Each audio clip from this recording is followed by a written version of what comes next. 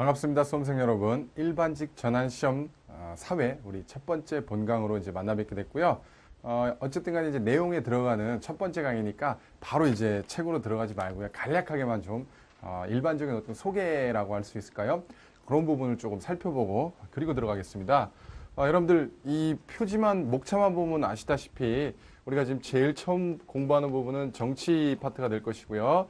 그 다음에 이제 법과 사회가 들어있죠. 그 다음에 이제 경제, 이렇게 사회문화까지 해서 총 4개의 영역으로 구성이 되어 있습니다. 이제 이 책에 대해서 간략하게 설명드리면요. 여러분들이랑 저랑 지금 같은 책 보고 있고 저는 지금 너무 두꺼워서 이렇게 조금씩 잘라서 좀 진행을 할 거고요. 이 내용 자체가요. 여기 나와 있는 이론적인 내용은 모두 다 포함해서 이제 고등학교에 교육과정으로 이제 편성이 되어 있어요.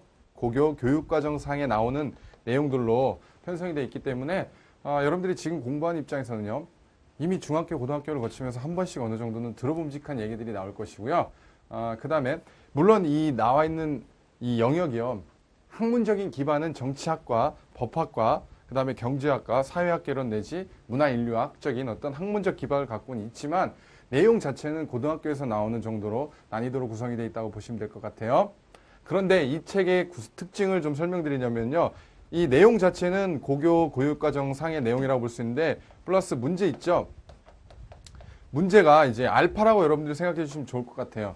그러니까 이제 보통의 책들이 내용을 좀 이렇게 공부한 다음에 이러한 내용들이 문제에서 대다수 다 나오는 그런 형태로 다시 한번 점검하는 이런 형태로 가잖아요. 근데 여기서는 문제를 너무 굉장히 광범위하게 다방면으로 다루고 있기 때문에 문제는요. 이 내용 플러스 알파적인 게 많이 나온단 말이에요. 그래서 그런 어떤 그 수업 방식에 있어서는요.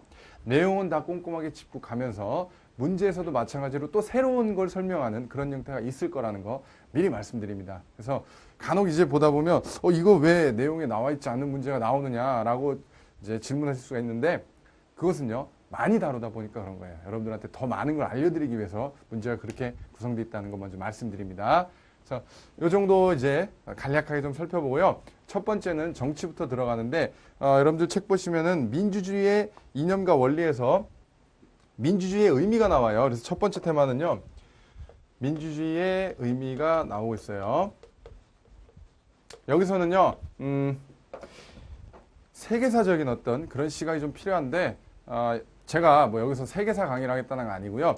이 책을 여러분들이 최소한 이해하려면요.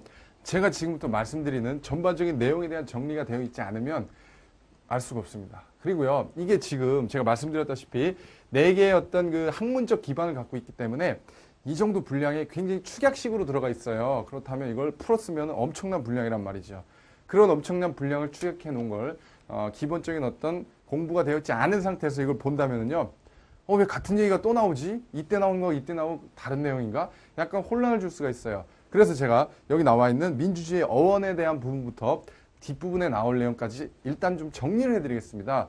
이게 여러분들한테 명확하게 잡혀야 제가 이제 다음에 겹치는 내용에 있어서 같은 말을 또 하는 그런 이제 번거로움을 좀 덜 수 있고요. 여러분들 입장에서도요. 이걸 제대로 이해해야 빨리빨리 진도를 나가면서 새로운 것을 제가 더 많이 알려드릴 수가 있습니다. 그래서 한번 볼게요. 민주주의의 의미라고 하면은요. 이제 보통 민주주의의 기원을 우리가 먼저 살펴보거든요. 민주주의라는 기원 자체는 여러분들 고대부터 이제 살펴볼 수가 있어요. 그래서 여러분들이 알고 있는 고대 그리스 아테네 도시국가를 한 번씩은 들어봤을 텐데요. 자, 아테네로부터 좀 시작을 해볼게요. 그래서 고대 그리스죠, 그리스. 그래서 여기도 이제 그런 설명이 나오고 있는데, 자, 고대 그리스에.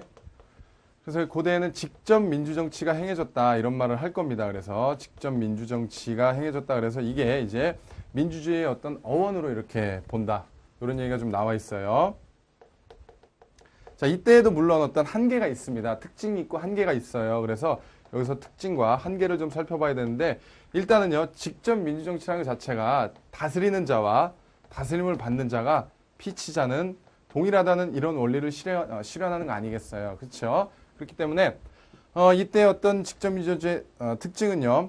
소규모의 공동체를 기본으로 했기 때문에 가능했단 말이죠. 지금 같은 어떤 교통이 발달하고요. 지역이 넓어지고 그 다음에 국가 개념, 전지구적인 범위로 확장되는 이런 측면에서는요. 이런 소규모 공동체가 아니기 때문에 직접 미정치를 할 수가 없죠. 어쨌든 간에 이런 특징이 있고요. 여기서 한계를 간략하게 짚어볼 건데 이때 정치에 참여할 수 있는 계층은 시민에만 한정이 됐어요. 시민. 그럼 여기서 말하는 시민이 누구느냐? 성인 남자만을 의미해요. 성인 남자. 자, 성인 남자만 이제 정치에 참여할 수 있었는데 그럼 누군 제외되는 거예요? 노예라든가 여성이라든가 외국인들은 제외가 되겠죠. 어쨌든 간에 어떤 이런 한계가 있었어요. 이게 우리가 처음으로 논의하는 이제 민주주의의 어떤 어원에 관한 이런 내용이고요. 이제 조금 더 발전을 해갖고 여러분들 중세로 들어가잖아요. 중세로 들어가면 여러분들이 뭘 생각할 수 있어요? 그냥 정확하게 중세는 뭔지 모르더라도 중세 영화 하면은 어때요? 뭐 십자군 전쟁 뭐 이런 것도 나오고 기사들 나오고 그러잖아요. 십자군 전쟁만 하더라도 십자가 군대 그리고요. 그때 영화를 보면 어때요? 황제의 관을, 왕관을 누가 씌워주나요? 교황이 씌워주죠. 그래서 중세를 여러분들이 생각하면은요. 이제 물론 봉건제도도 여러분들이 기억을 하실 수 있을 거예요. 봉건제도 어떤 봉토, 토지에 기반을 둔 어떤 계급 질서에 기반한 주정관계 이런 것도 생각해 볼 수 있지만 중세로 들어가면 이제 신권 있죠. 신권. 굉장히 그 교황의 권위는 강화가 되고 황권 또는 황제권, 왕권은 약화되는 이런 양상을 보인단 말이죠. 다시 말하면 중세로 들어가면 신중심의 사회라는 것을 여러분들이 알 수가 있을 거예요. 그래서 이를테면 뭐 카노사의 굴욕이라든가 이런 거 들어보셨을 거예요. 한 번쯤은. 이런 것들의 어떤 그 기반 위에서 중세에는요. 보통 여러분들 권력이 지어지잖아요. 어떤 장기 독재라든가 아니면 권력이 지어지면 부패와 타락이 나타나죠. 그렇단 말이죠. 그래서 어떤 그 교황청 내지 종교계의 타락 이런 것들이 나타나게 되면서 자 보시면요. 어떤 신권의 타락 내지 교황청의 어떤 교황권의 속세화 내지 세속화 부패 이런 것들이 나타나게 되면서 이 근대로 넘어가는 시기에 간략하게 좀 몇 가지 역사적인 상황을 짚어보면은요. 종교개혁이 일어난단 말이죠. 이것을 타파하고자 근대로 넘어가는 시기에 자 종교개혁이 일어납니다. 그렇죠. 이런 종교개혁과 맞물리는 이런 시기에 이제는요. 절대 왕권을 확립함에 따라 황제권이 신권을 이제 넘어서는 이런 상황이 온단 말이죠. 자, 절대 왕정이 등장하게 돼요. 그래서 절대 왕정은 뭐냐면요. 말 그대로 왕의 힘이 절대적이라는 건데요. 이때의 사상적 기반이 바로 왕권 신수설이라는 거죠. 왕권 신수설.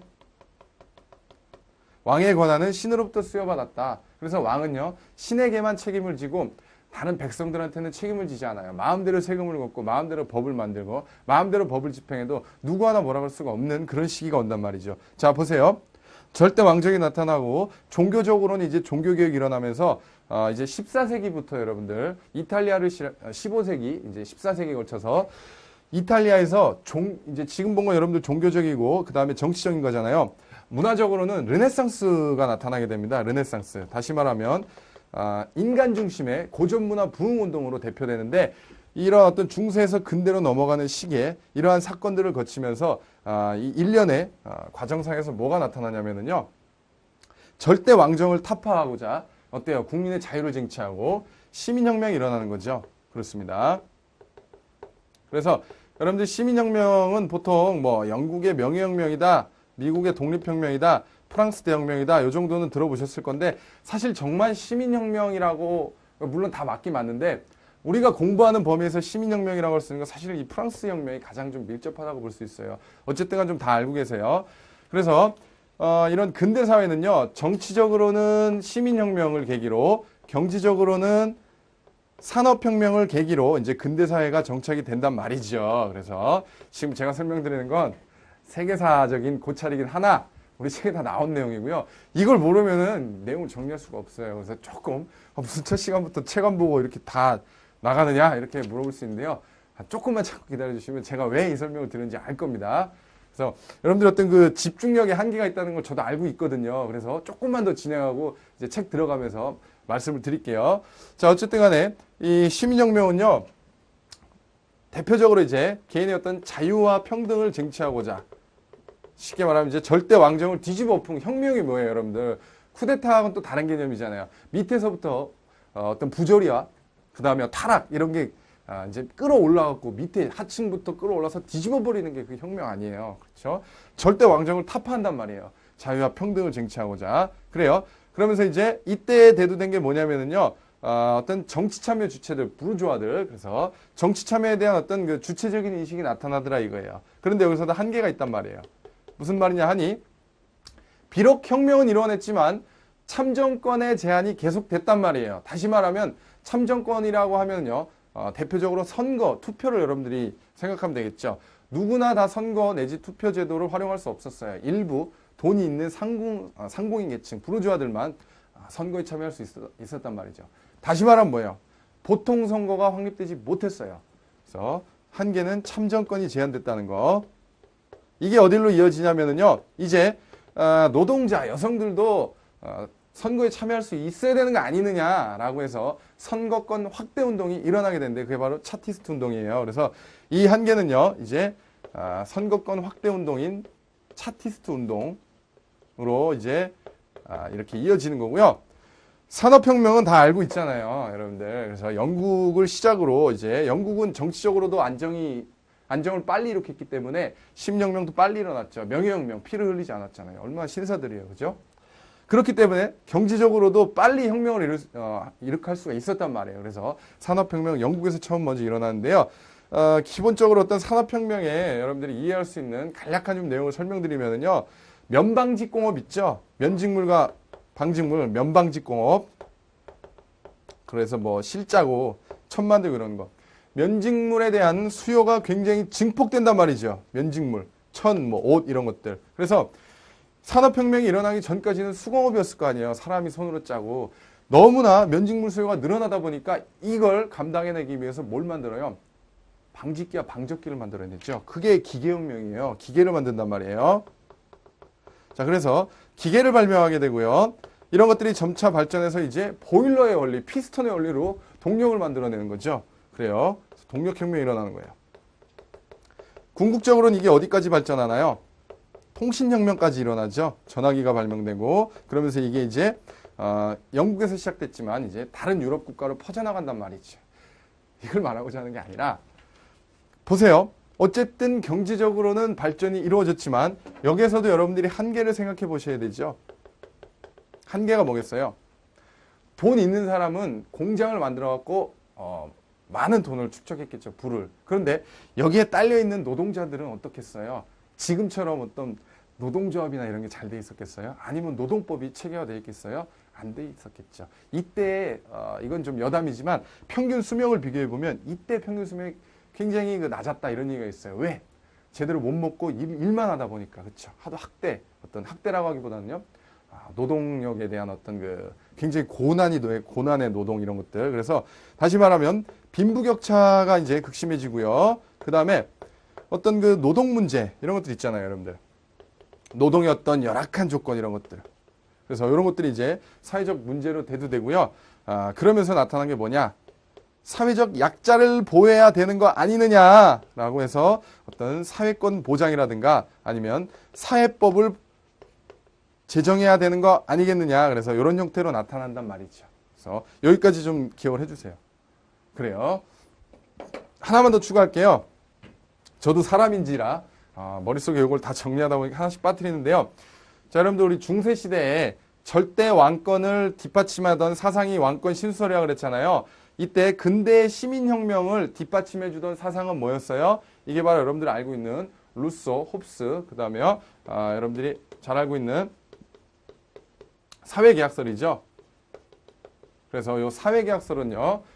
우리가 각각의 입장을 자세히 비교해 볼 건데요. 일단 이 정도로 좀 정리를 하고 세부적으로 책을 보면서 한번 좀 진행을 할게요.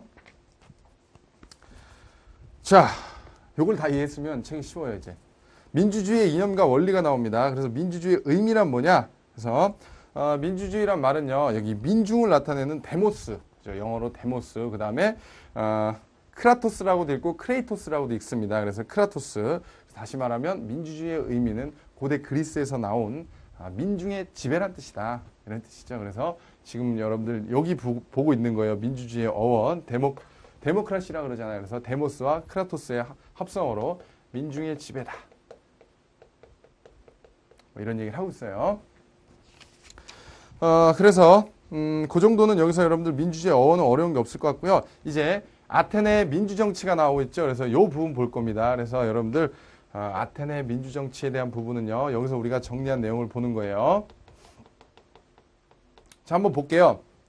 고전적 민주주의로 모든 시민이 다스리기도 하고 다스림을 받기도 하는 정치 형태였다. 그래서 어떤 이런 치자와 피치자가 동일한, 그렇죠? 윤번제, 순번제 돌아가면서 직책을 맡는단 말이에요. 왜? 소규모 공동체였기 때문에 직접 민주정치가 가능했단 말이죠. 이해되세요?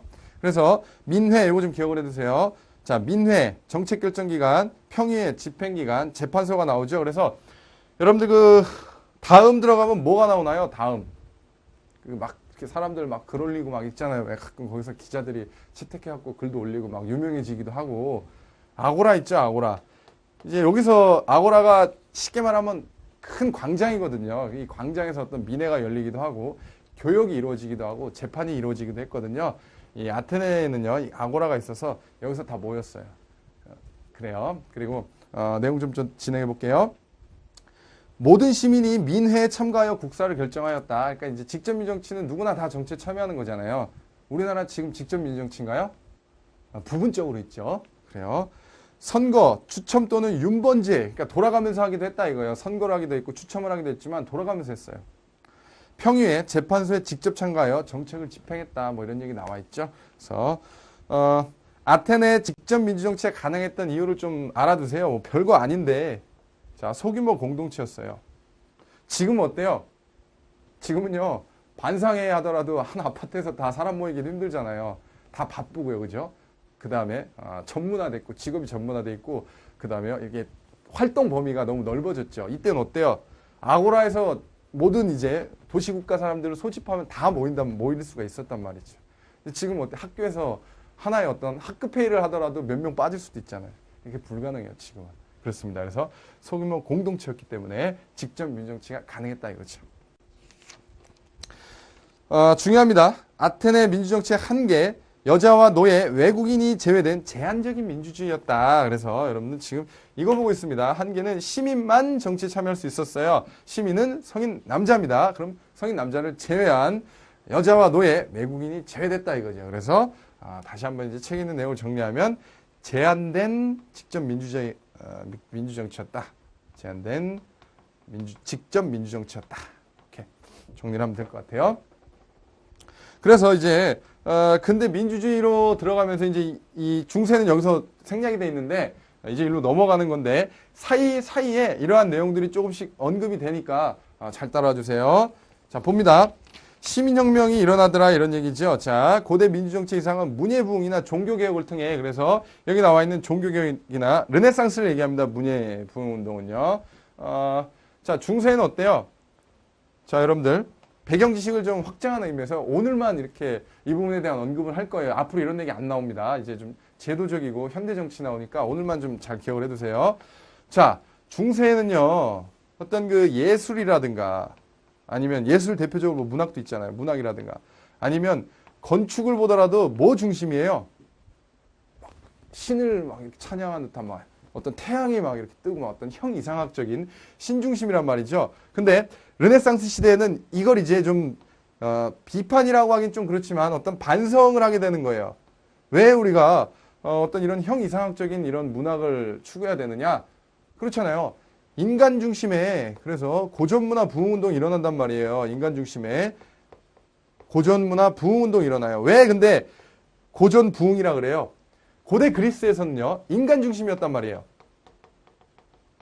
그래서 이걸 다시 부흥시켰다 이런 의미가 들어있어요. 르네상스는요. 이해되시나요? 그래서 다시 말하면 어떤 왕 중심, 이러한 어떤 신 중심의 형 이상학적인 이러한 문학으로부터의 어떤 한계를 느끼고 그 다음에 그걸 반성을 하면서 인간 중심적으로 이때는 어때요? 사람을 딱 그리더라도 팔등신, 사실적인 묘사 이런 것들 있죠. 그 다음에 휴머니즘 이런 것들이 이제 발판이 된단 말이죠. 그래서 이탈리아에서 비록 처음 시작됐지만 이것이 이제 알프스 이브로 넘어가면서 영국까지 이제 가면서 유명한 이제 여러분들이 잘 알고 있는 소설 한 번도 안 읽어봐도 이분은 알고 있죠. 그래서 유명한 이제 셰익스피어가 이 시대에 이제 어떤 그 대표적인 영국의 인물이라 할 수 있죠. 그렇습니다. 그런 얘기를 하고 있는 거예요. 종교교육을 통해 세속적이고 종교적인 면의 자아의 발견을 자극했다. 그래서 어떤 그 중세에 나타났던 이런 교황권, 종교의 어떤 세속화 부패를 반성하는 거예요. 이런 연장선상에서 인간 해방운동으로서 시민혁명이 다음 장 발생했다. 뭐 이런 얘기를 하고 있죠. 그래요.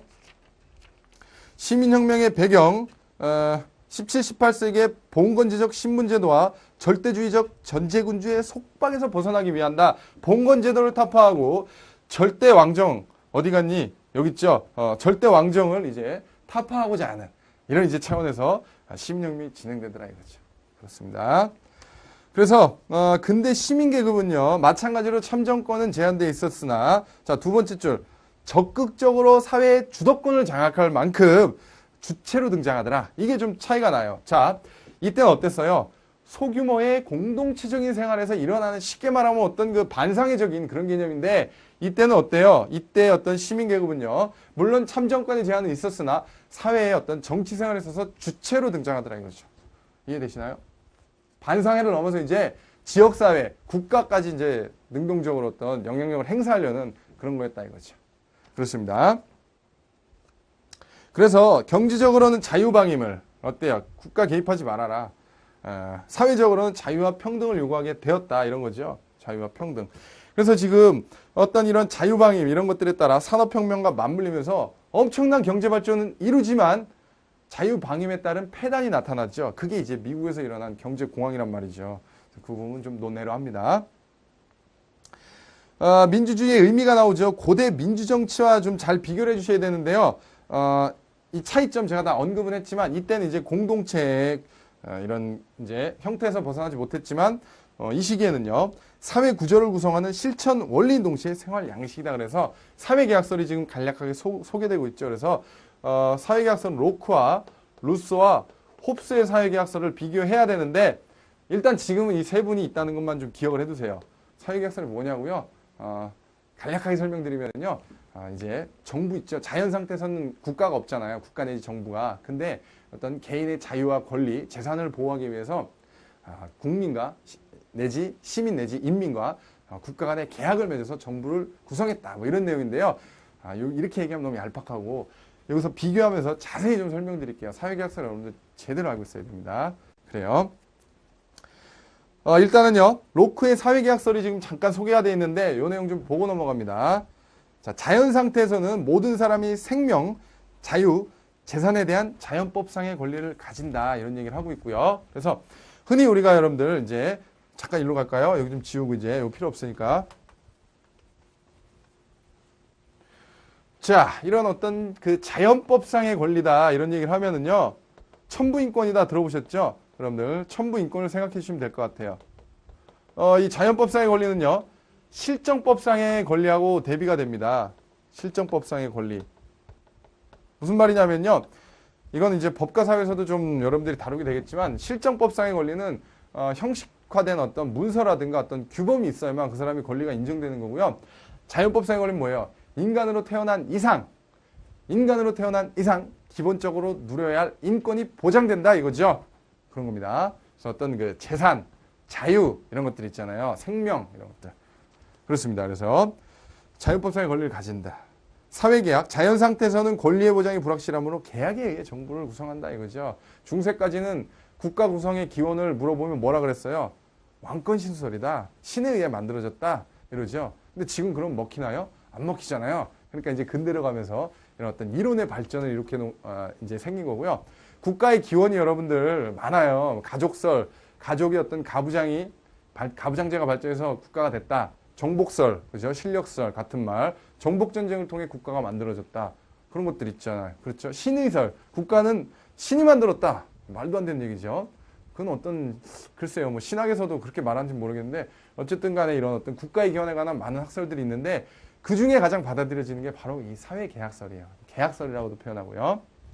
그렇습니다. 그래서 로크가 말한 사회계약설에는 이런 천부인권적인 내용이 들어가 있고요. 그 다음에 사회계약과 관련된 언급이 있죠. 저항권, 우리나라 이제 4.19 혁명이 이론적으로 저항권을 행사한 거에 속하는데요. 정부가 일단은 계약을 통해서 정부를 구성했잖아요. 정부가 인민의 신탁을 배반하고 자연권을 침해하는 경우 인민은 정부에 정하여 정부를 재구성할 정당한 권리를 가진다. 국가를 전복시키고 새로운 정부를 구성할 수 있는 권리, 그게 바로 정한권이고요. 이렇게 얘기하면 또 너무 굉장히 협소해요. 정한권 굉장히 중요한 건데 또 나오니까 거기서 좀 논의하고요. 일단 여러분들 첫 시간에 너무 좀 미시적이고 세부적으로 들어가면 머리 아프니까 오늘의 목표는요. 이 지금 이 개괄한 거 있죠? 여기서부터 여기까지 한 거, 이 부분만 좀 잘 기억을 해두세요. 이게 계속해서 나온단 말이죠. 다시 강조드리지만. 그래서 지금 여기서 로코의 사회계약서까지 해갖고 이렇게 끊겼는데 여기까지 좀 여러분들 정리하는 것을 하고 오늘 학습이 좀 부담이 됐다면요. 한 타임 쉬어가시고요. 아, 정말 내가 원하던 게 이런 거였다. 내가 부족한 걸 다 긁어주는구나 라고 생각되시면 바로 다음 강으로 이어가 주시면 될 것 같아요. 오늘 첫 수업은 여기까지 하겠습니다. 수고 많으셨어요.